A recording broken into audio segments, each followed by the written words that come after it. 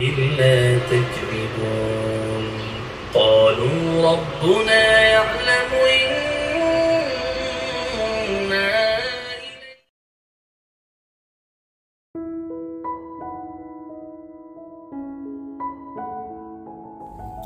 আসসালামু আলাইকুম, কেমন আছেন সবাই? ব্লগার বিডি হেলেন চ্যানেলের নতুন আরেকটি পর্বে আপনাদের সবাইকে স্বাগত জানাচ্ছি। আমি হেলেন। আজ রবিবার, আজ থেকে তো আমাদের ওয়ার্কিং ডে শুরু। তো সকালে ছেলের জন্য টিফিন বানিয়ে নিচ্ছি। আর দেখেন বাইরে ড্রয়িং রুম দেখেই বোঝা যাচ্ছে কতটা রোদ।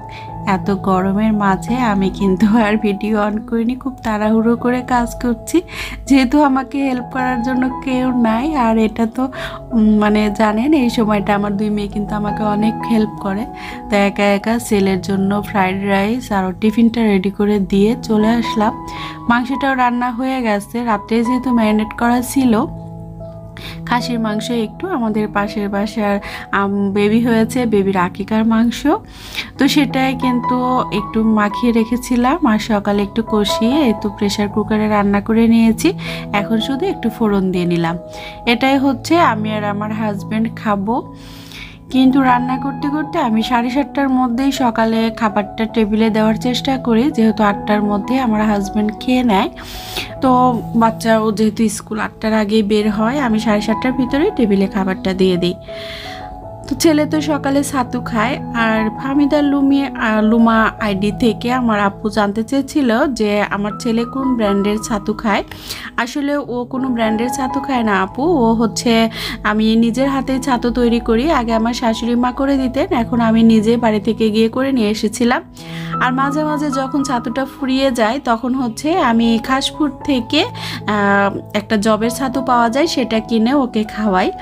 তো আপনি যদি খাসপুর চিনে থাকেন, বাংলাদেশের ব্র্যান্ড, ওখানে কিন্তু আছে হচ্ছে জবের ছাতু, ওটা খাওয়াতে পারেন। আর পারলে বাসায় করে নেবেন।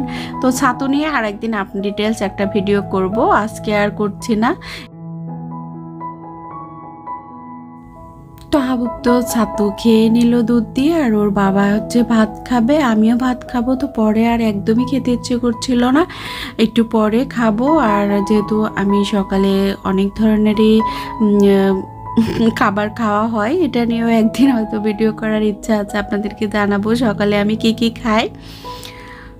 তো এখন বাজে প্রায় 11:30। ব্রেকফাস্ট একটু আগে করে নিয়েছি, চাটাও খেয়ে নিয়েছি। তো আসলাম ব্রাশ করতে, এর মধ্যেই হচ্ছে ফারজানা ভাবি চলে আসছে বাসায়। তো ভাবির সাথে একটু কথা বললাম। আর এখানে একটা গাছ ছিল পাতাবাহার, সেটা কিন্তু ভাবি নিয়ে গেল। তো ভাবলাম জারটাও ময়লা হয়েছে, জারটাও চেঞ্জ করি আর আপনাদের সাথেও একটু শেয়ার করি। কারণ অনেকেই আমার কাছে জানতে চেয়েছেন যে আমার বাসায় ইনডোর প্লান্টের যত্ন আমি কিভাবে নেই, এবং গাছগুলো ভালো রাখতে হলে আমি কোনো সার ব্যবহার করি কিনা পানিতে। আসলে পানিতে কোনো প্রকার সার ব্যবহার করি না, কিন্তু একটা জিনিস ব্যবহার করি, সেটা আজকে আপনাদের সাথে দেখিয়ে দিব।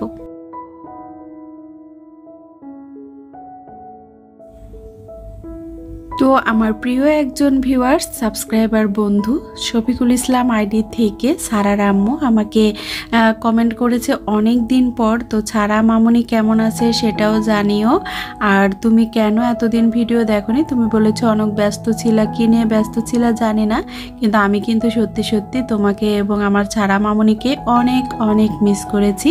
তো অনেক দিন পর হলেও তুমি কমেন্ট করেছো, এটা দেখে আমার কিন্তু বেশ ভালো লেগেছে। আশা করছি এভাবে ভালোবাসবে, তোমাদের ভালোবাসাই কিন্তু আমি আসলে পরবর্তী আরেকটা ভিডিও করার অনুপ্রেরণা পাই। তো আমি কিন্তু এদিকে পাথরগুলো ভালো করে ধুয়ে, আর যেহেতু বেশ কিছুদিন হয়ে গেছে, প্রায় 1 মাসের মতো, এজন্য কিন্তু আমার দেখেন রুটগুলো অনেক বেশি হয়ে গেছে, প্লাস পাথরগুলো ময়লা ছিল। তো ভালো করে ধুয়ে নিলাম, পানিটা ভরে নিলাম। আর এই যে জিনিসটা আমি ব্যবহার করি সার হিসেবে গাছের খাদ্য, সেটা হচ্ছে এই তো অ্যালোভেরা জেল। তো ইনস্ট্যান্ট অ্যালোভেরা জেল পানিতে যে গাছগুলো রাখা হয় ইনডোরে, সেই গাছের জন্য এর চেয়ে উত্তম খাবার আর হয় না। আপনারা একবার ট্রাই করে দেখবেন। বাসায় যে গাছগুলো আপনারা বিশেষ করে যে গাছগুলো রুট তাড়াতাড়ি আসার জন্য রাখেন পানিতে, সেটাতে অবশ্যই অ্যালোভেরা জেল এভাবে মিশিয়ে দেখবেন। 1 সপ্তাহের মধ্যে রুট এসে গাছটা ভরে যাবে। খুব ভালো লাগে। আপনারা যদি দেখেন, আমার কাছে তো খুবই পছন্দের একটা সার বলবো এটাকে আমি, যেটা গাছের জন্য খুবই ভালো একটা আদর্শ খাবার। তো দেখিয়ে দিলাম আমি ইনডোরে যে গাছগুলো থাকে সেগুলোকে হেলদি রাখতে কি ব্যবহার করি। একমাত্র অ্যালোভেরা জেলটাই ব্যবহার করি, কিন্তু এটা আপনারা অবশ্যই মানে গাছ থেকে সরাসরি নিয়ে মানে টাটকা অ্যালোভেরা জেলটাই দিতে হবে।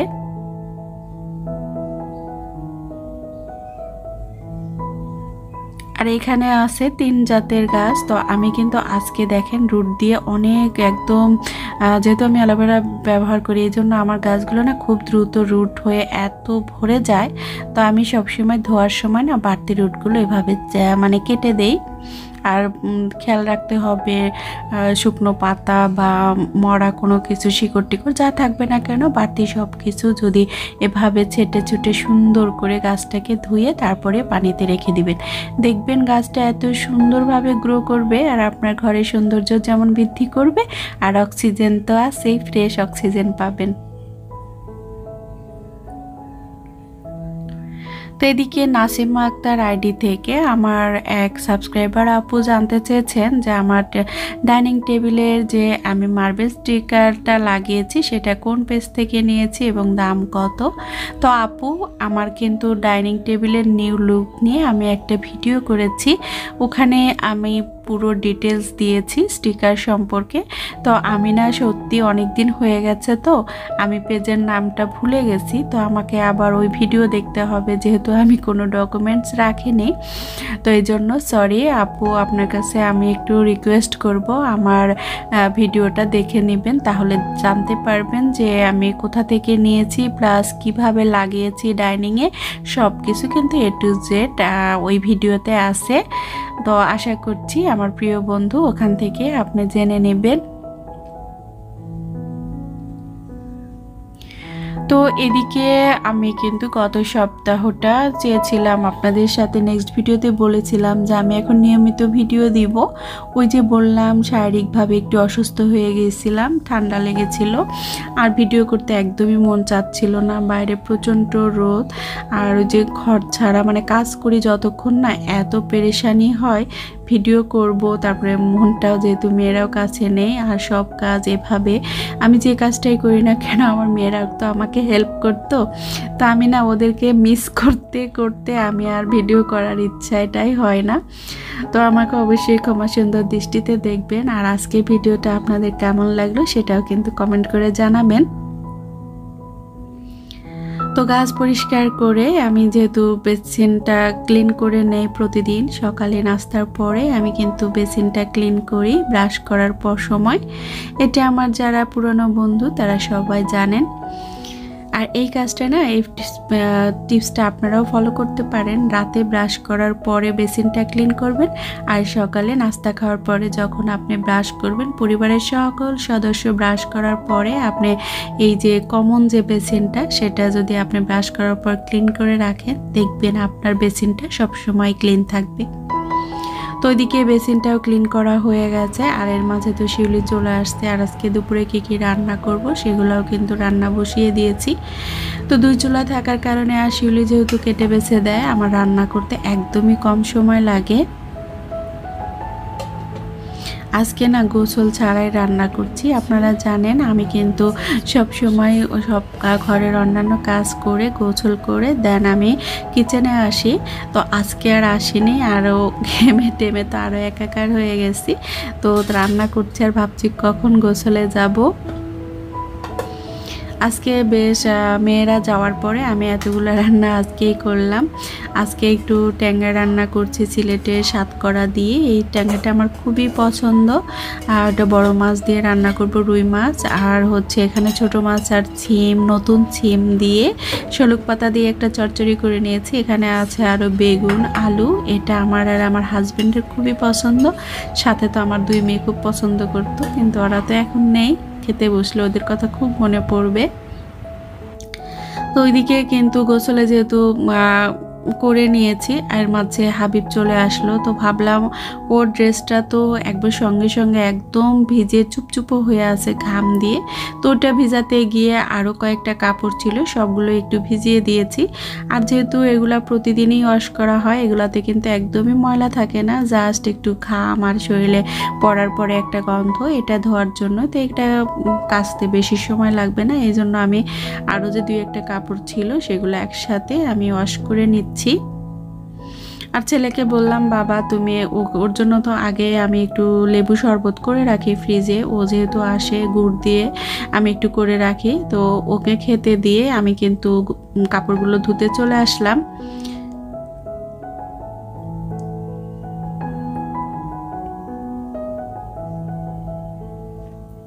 তো বৌরানীর হেসেল আইডি থেকে আপু কমেন্ট করেছেন, তারপরে মনমন চৌধুরী আইডি থেকে কমেন্ট করেছেন, এত সুন্দর সুন্দর কমেন্ট।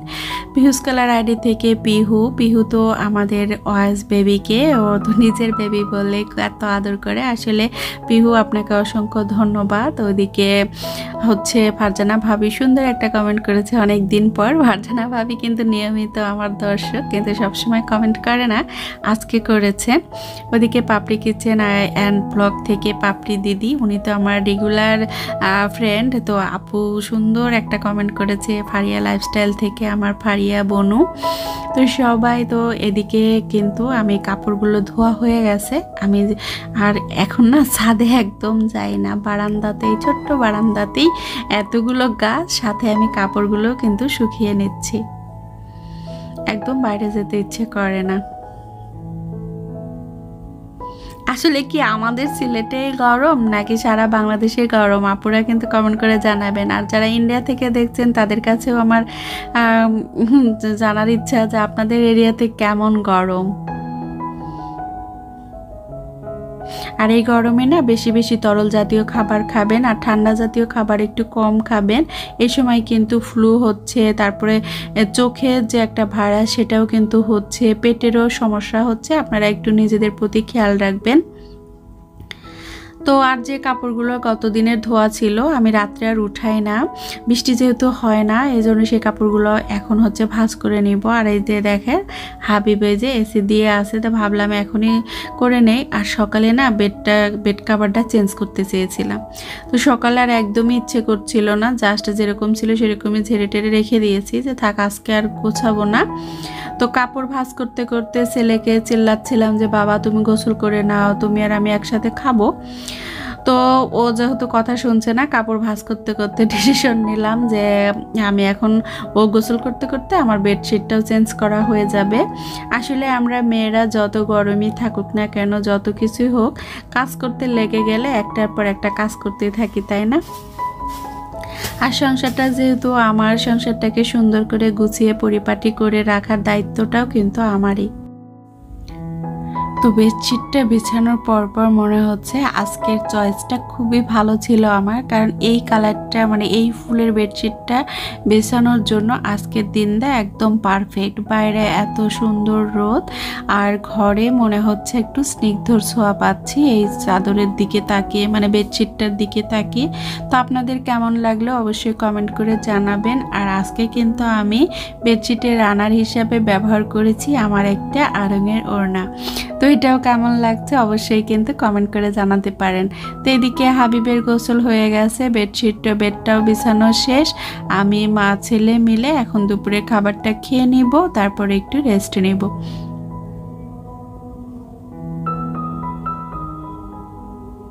তো তো এতক্ষণ পর্যন্ত আমার ভিডিওটি আপনি যদি দেখে থাকেন আর কোনো অংশ আপনাদের ভালো লাগে তাহলে অবশ্যই একটা লাইক দিবেন, আর যদি সাবস্ক্রাইব করে না থাকে সাবস্ক্রাইব করে রাখতে পারেন।